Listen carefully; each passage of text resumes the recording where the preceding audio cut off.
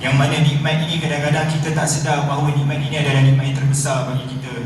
Dan juga kadang-kadang kita lupa bahawa kita ni dalam tempoh masa-masa yang kita ada ni adalah antara nikmat juga yang Allah berikan kepada kita untuk kita belajar, untuk kita muhasabah diri kita, untuk kita sebenarnya juga menyumbang kepada ummah yang lebih besar. Hari ini kita rasa mungkin sahabat-sahabat, mungkin ada yang dalam tenaga pengajar, pensyarah-pensyarah yang ada berada bersama kita pada hari ini, mungkin rasa apa yang aku boleh buat di dalam dunia teknikal ni kan, sebab ialah aku akan keluar daripada universiti, aku mungkin terus akan bekerja dalam bidang kejuruteraan, mungkin akan masuk ke dalam bidang korporat kan, mungkin ada juga yang nak masuk dalam kerajaan, sektor kerajaan dan sebagainya. Tetapi dalam apa jua yang kita lakukan sebagai mukadimah, sebagai apa jua yang kita lakukan pada hari ini, pasti ada sebabnya, dan gunakanlah kepakaran yang kita ada pada hari ini bukan untuk diri kita, tetapi kepakaran yang kita ada pada hari ini paling penting sekali adalah untuk agama kita,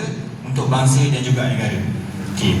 Jadi bila Tuan Moderator Dr. Khairul tanya tadi, kenapa kita melihat bahawa ada satu gelombang yang besar yang sedang berlaku di negara bukan Islam.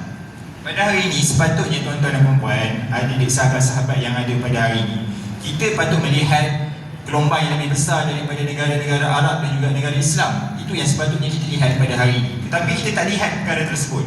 Dan saya suka bila terdengar satu ucapan daripada seorang yang bukan Islam pun, dan orang yang ucap ni adalah kapten kapal saya pada awal-awal ketika saya berlayar daripada Barcelona, Spain. Saya sebenarnya berubah 5 buah kapal sehingga saya naik kapal yang terakhir, nama kapal tu Free Willy. Kapal pertama saya naik kapal namanya Yulara.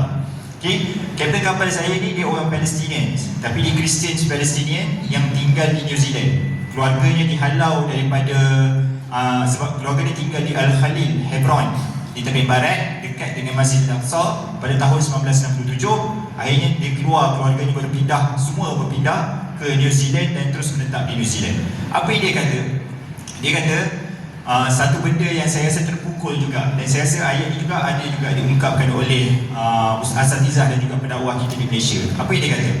Bahawa andai kata pada hari ini gelombang yang sepatutnya dileading ataupun dipimpin oleh umat Islam tidak begitu kuat, maka Allah akan memberikan peluang ini kepada orang bukan Islam pula untuk menyedarkan kita bahawa ada masalah umat yang lebih besar untuk kita selesaikan. Dan ini berlaku pada hari ini.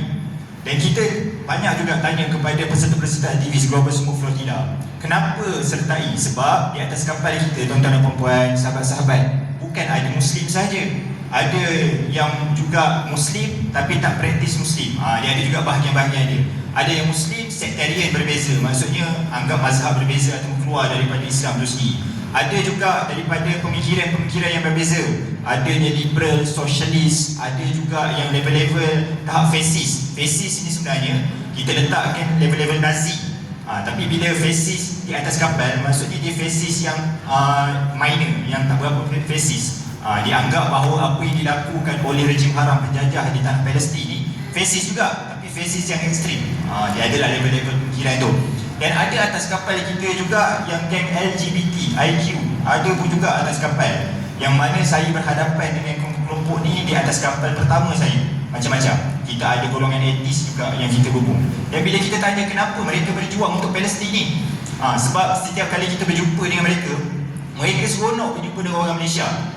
Bukan orang bukan Islam je, orang Islam yang berada di negara lain, contohnya Algeria, Tunisia, negara-negara Arab yang lain, bila tahu ada penyertaan daripada Malaysia dan negara-negara Nusantara, dia seronok. Sebab dia kata dia tahu macam mana orang Malaysia terutamanya beramal dengan agama kita, berpegang dengan agama kita. Dan mereka tahu bahawa kita berjuang untuk Palestin ni kita meletakkan satu tahap yang lebih tinggi. Kerana perjuangan untuk Palestin membebaskan Masjid Al-Aqsa dan juga Baitul Maqdis ini adalah sebahagian daripada akidah kita. Dan bila sebut sebahagian daripada akidah, dia menjadi kewajipan kepada kita, sama ada kita buat sekecil-kecil perkara untuk Palestin ataupun sebesar-besar perkara yang kita mampu buat. Itu pertama. Dan kenapa mereka gembira lagi satunya adalah mereka melihat ada satu gelombang yang baru daripada timur, daripada Nusantara terutamanya, sebab tu kita namakan tempat kita sebagai Sumur Nusantara. Akan ada satu gelombang yang baru kita bawa daripada negara-negara Nusantara untuk bersama-sama dengan negara Eropah. Sebab mereka sebelum ini membawa perjuangan Palestin ini, betul kita sebutkan bukan kerana agama, tetapi mereka membawa prinsip perjuangan dan juga ideologi perjuangan mereka. Sebab kita tahu ke Eropah ni dia ada political line yang ke kiri dan juga ke kanan. Mereka yang menyokong isu-isu Palestin ni mostly kebanyakannya adalah daripada mereka yang berada di sebelah kiri, daripada parti sosialis, kan? Daripada mereka-mereka yang kita anggap kiri di dalam political line tu. Jadi mereka ni antara orang-orang yang memang berada dan berjuang bukan untuk Palestin, tetapi asas kepada perjuangan mereka adalah kesamarataan dan juga keadilan untuk semua manusia. Itu perjuangan. Jadi mereka anggap bahawa apa yang berlaku di Palestin ini adalah satu ketidakadilan, adalah satu pelanggaran hak asasi manusia. Sebab tu juga ada kelompok LGBTIQ yang kita sebut tadi. Sebab mereka rasa bahawa apa yang berlaku di Palestin ini sama macam apa yang berlaku pada kelompok mereka di mana-mana negara. Sebab mereka rasa mereka, golongan LGBT ini ditindas, tidak diberikan hak sepenuhnya, terutama di negara-negara Muslim dan juga beberapa buah negara yang lain di Eropah. Jadi bila mereka melihat bagaimana rejim haram penjajah Palestin ini buat perkara yang sama ke atas penduduk Palestin, maka mereka pun bersama-sama dalam perjuangan ini. Dan saya sering katakan, sebab waktu kita mula-mula belayar, bila kita kata kita belayar dengan kelompok-kelompok sebegini, adalah sebahagian daripada sahabat-sahabat kita yang berada di Malaysia ni, kita faham mungkin dia concern dengan kita. Tetapi waktu kita belayar ni, tuan-tuan dan puan-puan, sahabat-sahabat, emosi kita tu, dia kalau kita tak dijaga dengan betul, memang koyak. Sampai rasa nak putus asa. Betul apa yang seperti katakan oleh kerana saya tadi. Kita rasa nak putus asa walaupun 10 hari belayar, sebab kita bukan orang yang biasa belayar, kan? Bukan orang yang biasa belayar. Kalau pergi belayar pun bukan belayar lah. Kalau naik kapal pun pergi ke Pulau Langkawi je, itu pun sejam. Duduk itu pun dah rasa mabuk, kan? Ini naik kapal layar yang kecil, lebih kurang muat 6-7 orang. Kapal saya pada permulaannya, dengan saya seorang je dalam kapal tu, seorang Muslim, kena praktis untuk ibadah. Bila kita nak cakap dengan kelompok-kelompok yang dalam kapal saya, ada yang menariknya dalam kapal saya ni ada orang-orang yang macam-macam saya jumpa. Ada yang memang liberal, yang memang tahap cakap saya tak mampu, saya sebenarnya sebelum ni tak boleh duduk dengan orang Muslim, tapi disebabkan saya nak pergi bersama-sama dengan awak untuk ke Palestin, saya duduklah. Itu satu. Ada dalam kapal saya ada 2 orang wanita muda. Mereka ni daripada Sepanyol tapi kelompok LGBTIQ. Bila dia tahu saya Muslim, diorang tak selesa. Saya tak pasti kenapa tak selesa. Dia rasa macam sepanjang 7 hari, 8 hari pelayaran untuk ke Tunisia tu, rasa macam tak selesa. Macam tak apalah kalau Haikal keluar daripada kapal ni jadi baik. Dan ada juga di dalam kapal ni antara orang-orang yang pernah menjadi militan, bekas militan dekat Sepanyol. Dekat Sepanyol ni pun ada sejarah, kalau baca berkenaan dengan S-28, sejarah penentangan untuk membebaskan negara mereka dan sebagainya. Pernah bekas militan. Sampai satu tahun kita rasa macam, kenapa bekas militan boleh ada atas kapal ni? Kalau kena tangkap dengan penjajah ni, dengan Israel ni sia-sia je ni, kita boleh kena tembak sebab dia ada hak untuk tembak kalau dia tahu kita ni adalah bekas tentera atau militan. Dia tahu kita ada kepakaran tu. Jadi nak cerita yang pula, bila kita sempat untuk berborak dengan setiap orang, perjuangan yang mereka bawa ni bukan atas konsep dasar agama.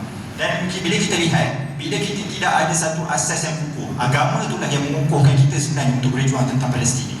Bila kita tidak ada asas tu, maka perjalanan tu dia macam-macam cabaran bila berhadapan dengan mereka ni. Tapi Alhamdulillah, kita bersyukur kerana semua delegasi Malaysia yang asal menyertai kita lebih kurang 34 orang yang bersama-sama dalam pelayaran yang paling awal sekali, semuanya bersemangat walaupun dalam keadaan yang kita sebut keadaan terpuruk, rasa macam tak cukup makan, memang kebuluh, makanan halal tak ada sebab atas kapal ada bacon dengan ham je. Dan kita makan lentils yang mana orang Gaza pun makan. Setiap kali kita bawa masuk bantuan, itulah lentils yang kita bawa masuk dalam tin, kita campurkan sikit, tak makan protein. Sepanjang 7 hari, 8 hari pelayaran, biskut yang kita ada itulah kita makan, ataupun dry fruit peach dia suruh kita makan untuk elakkan mabuk. Saya berkesempatan 2 malam je mabuk, pening, selepas tu saya dah tak mabuk dah. Tak tahu lah, tentu Allah bagi kekuatan lah untuk belayar tu. 2 malam je sempat saya mabuk. Sebab malam pertama ada ribut yang sangat teruk. Waktu kita lepas 1 kilometer daripada Barcelona, memang teruk ribut tu. Kalau kapal kecil rasa macam nak terpelanting lah, kan. Kalau kapal Israel Manuel, kapal kanda saya ni memang kalau dah bergoyang teruk dengan ombak 5 meter lagi teruk lah. Kita cuba bayangkan itu. Jadi kita nak cerita bahawa perjuangan dan prinsip kita pada hari ini, tuan-tuan dan puan, ada yang cuba kata tak apa, kita bawa ke depan kemanusiaan sebab kita rasa kita nak raikan orang-orang yang bukan Islam. Jangan kita letak, bukan jangan, maksudnya apa-apa yang disebut, saya pegang kata ni, pegang kata Syekh Yusuf Al-Qaradawi. Apa yang dia kata? Perjuangan untuk umat Islam ni, kalau kita sebut untuk perjuangan Palestin, jangan kita meletakkan kemanusiaan yang paling utama, tetapi kita kena meletakkan agama yang paling utama. Kerana pertentangan di Palestin pada hari ini adalah orang yang nak menjahanam ataupun menjatuhkan agama Islam itu sendiri. Golongan-golongan Zionis ni adalah mereka yang liberal. Bila saya sebut liberal ni, bukan liberal, maaf, jadi golongan-golongan sekular. Mereka ni cuba memisahkan agama daripada kehidupan, memisahkan apa sahaja bentuk ritual ibadah yang berunsur agama daripada apa yang kita lakukan seharian. Jadi apa yang mereka cuba buat kepada rakyat Palestin hari ini adalah untuk cuba memisahkan agama itu. Tetapi dengan cara mengangkat, contohnya dengan cara yang lebih ekstrim, membunuh, memisahkan, membuat kepungan di bumi Gaza sejak tahun 2008, membuat bantustan pemisahan di kawasan yang berada di tepi barat, mengasingkan dan juga memberi curfew waktu kepada umat Islam, penduduk Palestin yang berada di sekitar Masjid Al-Aqsa untuk solat. Bayangkan kita nak solat masuk Masjid Al-Aqsa pun ada curfew, tuan-tuan. 6 jam, ada 3 tempoh. 6 jam untuk penduduk Palestin masuk solat, tak salah waktu tu solat apa. 6 jam lagi dia akan beri kepada pendatang haram Yahudi untuk masuk buat ritual entah apa-apa. 6 jam lagi akan diberikan kepada pelancong yang datang daripada luar, termasuklah kalau pelancong tu datang daripada Malaysia. Dan hari ini kita berbangga pula bila masuk. Saya tak kata kepada siapa-siapa, tetapi saya selalu berpegang bahawa kita akan masuk ke Masjid Al-Aqsa dan Palestin ketika mana ia dalam keadaan bebas dan mulia. Dan itulah yang diajar oleh Rasulullah SAW. Kalau hari ini golongan-golongan Zionis ini mereka boleh menggunakan agama mereka untuk mengabsahkan tindakan mereka seolah-olah mereka ini adalah bangsa pilihan Tuhan, bangsa yang tidak boleh disentuh kerana mereka dipilih oleh Tuhan. Kita sebenarnya bangsa pilihan Tuhan ni bukan kepada Bani Israel sahaja. Walaupun disebut di dalam Al-Quran Bani Israel ini ada bangsa pilihan Tuhan, tetapi bangsa pilihan Tuhan ketika mana mereka beriman kepada Allah Subhanahu Wa Taala. Jadi nak sebutnya bahawa selagi mana kita beriman ikut kata apa di dalam Al-Quran dan juga hadis yang disarankan, maka kita adalah orang yang terpilih. Bila terpilih ni bukanlah maksud saya kita boleh bunuh sesuka hati, tidak. Bila kita sebut terpilih, kita tidaklah boleh melakukan apa sahaja yang kita nak buat, seperti mana apa yang dilakukan oleh orang-orang Yahudi yang ekstrim di Palestin pada hari ini. Tetapi bila masuk terpilih, maksudnya ada satu tanggungjawab.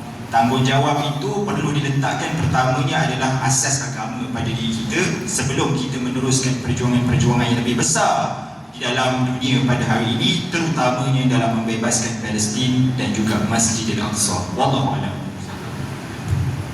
Baik.